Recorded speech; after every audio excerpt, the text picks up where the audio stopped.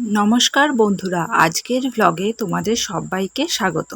আজকের দিনটা ছিল একদম সাধারণ, কিন্তু আমার কাছে খুব সুন্দর একটা দিন।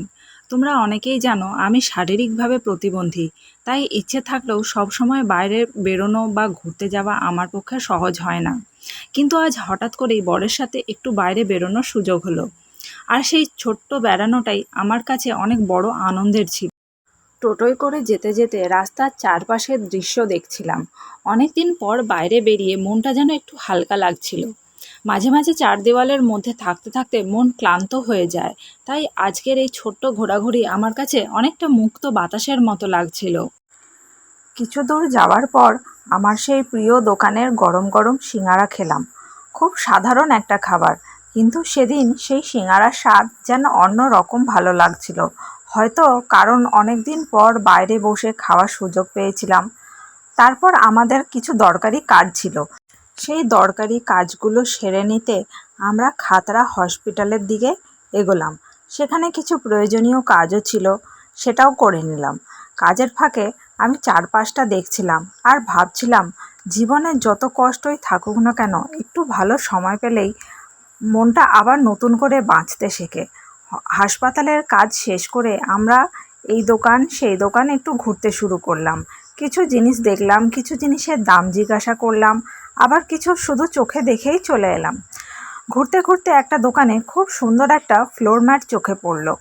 অনেক দিন ধরেই একটা কেনার ইচ্ছে ছিল, তাই ভাবলাম আজকে নিয়েই নিই। অনেক দেখে শুনে একটা পছন্দ করে কিনেও ফেললাম। ছোট্ট একটা জিনিস কিনলেও আমার খুব ভালো লাগছিল, কারণ নিজের পছন্দের কিছু কিনতে পারা, নিজের জন্য কিছু সময় বের করতে পারা, এসব ছোট ছোট আনন্দও আমার কাছে অনেক মূল্যবান। এরপর আরও কিছুক্ষণ ঘোরাঘুরি করলাম, কিন্তু এরপর ধীরে ধীরে শরীরটা ক্লান্ত হয়ে আসছিল। তোমরা তো জানো শারীরিক প্রতিবন্ধকতার কারণে আমার জন্য বাইরে ঘোরাঘুরি করা বা দীর্ঘ সময় বাইরে থাকা একটু কষ্টকর। তবুও আজকের দিনটার প্রতিটি মুহূর্ত আমি উপভোগ করার চেষ্টা করেছি। শেষমেশ আমরা বাড়ির পথে রওনা দিলাম। টোটোতে বসে বাড়ি ফিরতে ফিরতে মনে হচ্ছিল দিনটা খুব বড় কিছু না হলেও খুব সুন্দর ছিল। বরের সাথে একটু সময় কাটানো, গরম সিঙাড়া খাওয়া, দরকারি কাজ সেরে ফেরা, দোকানে ঘোরা, আর নতুন নতুন ফ্লোর ম্যাট কেনা, সব মিলিয়ে দিনটা আমার মনে থেকে যাবে। জীবনে সব সময় বড় বড় সুখ আসে না, অনেক সময় ছোট ছোট মুহূর্তই আমাদের মুখে হাসি এনে দেয়। আর আমি বিশ্বাস করি শারীরিক সীমাবদ্ধতা থাকলেও জীবনকে ভালোবাসা আর ছোট ছোট আনন্দ খুঁজে নেওয়া খুবই জরুরি।